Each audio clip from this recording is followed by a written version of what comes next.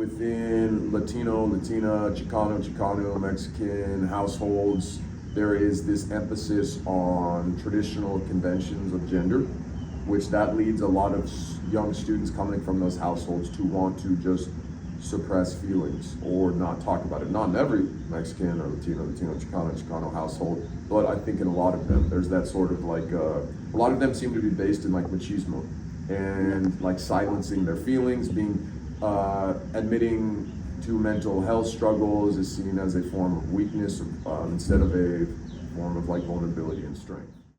A lot easier for the younger students to like figure out if they're going through something versus the older ones, because something happens where I think as we age, we are sort of pulled further and further from being in tune with these emotions and then expressing them in healthy ways, whether it's asking for help through self-advocacy or just like showing how you feel. From a teacher's perspective, legally I have to report certain things, right?